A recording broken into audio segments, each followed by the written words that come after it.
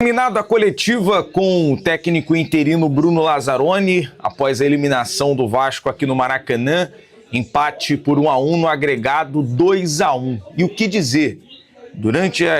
Após a coletiva, busquei algumas informações, vou trazer no detalhe para você aqui agora.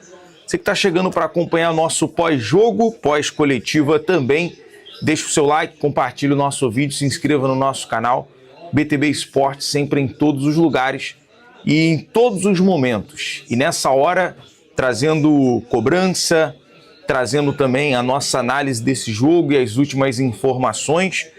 Vamos direto ao assunto. Primeiramente, jogo, resultado, muito na conta do senhor Fernando Diniz. Muito na conta do Fernando Diniz.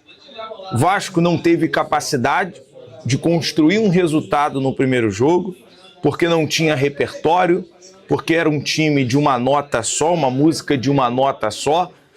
Dadas as proporções da situação, Diniz foi demitido. Na partida de hoje, o Vasco tentou propor mais o jogo, foi melhor do que o Fluminense em determinados momentos, apesar de erro de imaturidade individual por 2 vezes. Cauã Barros acabou cometendo pênalti, contou com os 2 primeiros minutos do jogo com a sorte do René bater muito mal e o Léo Jardim está na bola. E o jogo virou. A partir de então o Vasco foi dominante, pôs velocidade. Vou dizer uma coisa já sendo muito sincero aqui. Tá dando pena de Thiago Mendes, tá dando pena de Andrés Gomes. Só, ponto. Andrés Gomes e Thiago Mendes são os melhores do Vasco hoje em campo. E aí sobra algumas melhoras ali pro Johan Rojas também, quando tá bem fisicamente, tenta agregar. Mas fora isso, é impressionante como o Vasco cai depois que começa as alterações. E eu vou dizer uma coisa, né? Mais uma decisão, mais uma tomada de decisão errado. Se os últimos pênaltis decisivos, semifinal de Copa do Brasil, quem bateu o último pênalti? O último pênalti, semifinal, quartas de final de Campeonato Carioca, quem bateu o último pênalti? O certo, confiante, num jogo como esse, num tamanho como esse, para que o senhor Brenner quis ser o herói da partida, quis ser o herói do jogo? Se o Puma Rodrigues naturalmente, sinal que está faltando comando, está faltando liderança, já era para a faixa de capitão, tá aqui, ó, nos braços do senhor Thiago Mendes. Já era a faixa de capitão porque é o único, e são os únicos que saem de campo. O Lazzaroni até acho que generalizou na coletiva, falando que tá todo mundo revoltado. Quem eu vi revoltado, de fato, foi Thiago Mendes, Andrés Gomes. A minha informação é que o vestiário pegou fogo, tá? Pegou fogo. Bate-boca, discussão. Mas eu tenho certeza, até eu, se fosse pro vestiário hoje, eu ia olhar o Brenner e, meu Deus do céu, como é que você perde um pênalti desse, meu filho? Como é que você comete tamanha irresponsabilidade dessa? Num jogo como esse, no momento que o Vasco poderia mudar o rumo com uma vitória e uma classificação, tirando uma invencibilidade, não se pode perder um pênalti desse.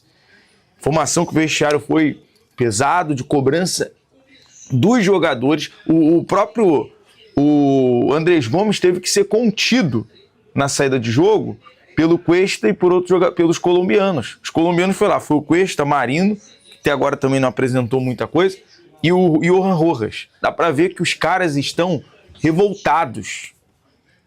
E o Thiago Mendes, que são os únicos que agregam dentro de campo.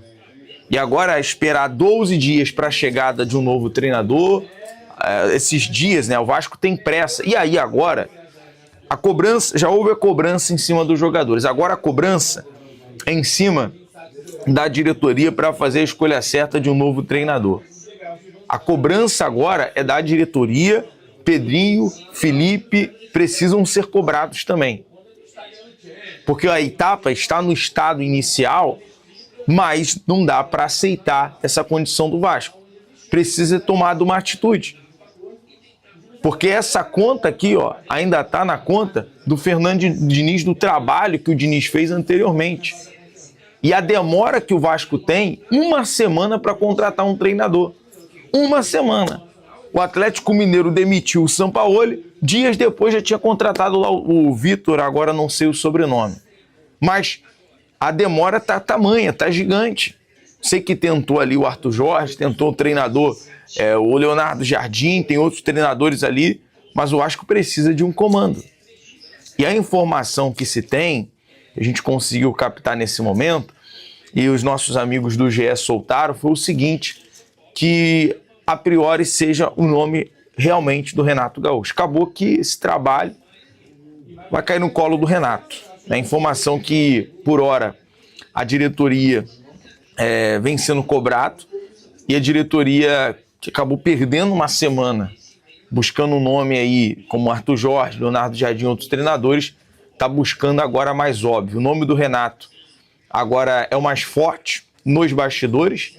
Informação que até terça-feira, hoje é domingo, até terça-feira será batido o martelo sobre a questão do Renato Gaúcho. Então o Renato Gaúcho, nesse momento, a informação que a pedida salarial está ali equilibrada dentro daquilo que o Vasco aceita pagar ao Renato. Deve ser algo por volta de 1 milhão, 1,5 milhão no máximo.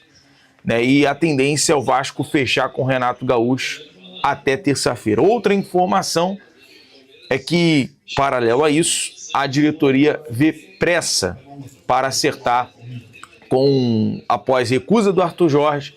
Claro, vê o time nessa situação, na lanterna. Quem vai agora aceitar um projeto? Quem vai aceitar um projeto? Vê o Vasco agora na lanterna. Tem a sequência mais difícil. Palmeiras, Cruzeiro. E é se preparar. É o técnico chegar até no máximo quarta-feira, ao que indica seja Renato Gaúcho, e se preparar para enfrentar a equipe do Palmeiras. É incrível, mais uma vez, a gente sai do Maracanã muito chateado com essa situação, muito revoltado. Eu tenho um sentimento paralelo ao sentimento do Andrés, ao sentimento do Thiago Mendes, porque dá pena deles, dá pena, essa é a realidade. Conforme os jogadores fazem de tudo, mas na bola do jogo, o Brenner teve uma irresponsabilidade. Só bate quem perde, mas quem bate, aliás, só perde quem bate, mas quem for bater, tem que ser alguém que já está acostumado com isso. O Brenner está se adaptando ainda. O Brenner chegou ontem. Como é que o cara chegou ontem? Tudo bem que é atacante, mas quem está batendo os pênaltis decisivos pro Vasco tem que ser alguém. Tem que ser o Puma. O Puma perdeu contra o Madureira, mas olha quantos gols o Puma fez antes a isso. O Puma faz, nos jogos da Copa do Brasil 2020, 2023, 2024, 2025, todos os pênaltis o Puma estava batendo. Aí o pênalti mais decisivo do início da temporada, o Brenner achou por si só que tinha capacidade. Então tá faltando comando, tá faltando liderança. E aí todo mundo tem que ser cobrado. Todo mundo tem que ser cobrado. Internamente, diretoria, jogador. E mais cobrança, né? Mais cobrança, porque o torcedor tá cansado. Tá cansado. Dá pena de Thiago Mendes e Andrés Gomes, mas é revoltante olhar os demais. Cansado, uma entrega, um vacilo, uma imaturidade. Não pode. Foram 2 pênaltis infantil. 2 pênaltis de forma infantil. No primeiro lance do jogo, no contra-ataque e no final, você ir de mão aberta para a bola. Aí não dá. Aí tá na hora também do Cão Barros já ser cobrado. Porque 2 pênaltis de maneira infantil, 2 pênaltis. Tu também ainda não é o Toni Kroos, né, o Cão Barros. Tá na hora, tem que jogar mais aberto, mais atento. Futebol é atenção.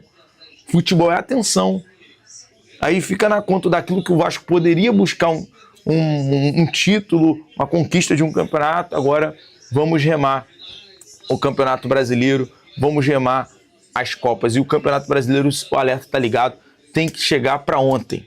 Treinador para ontem, para resolver essa situação.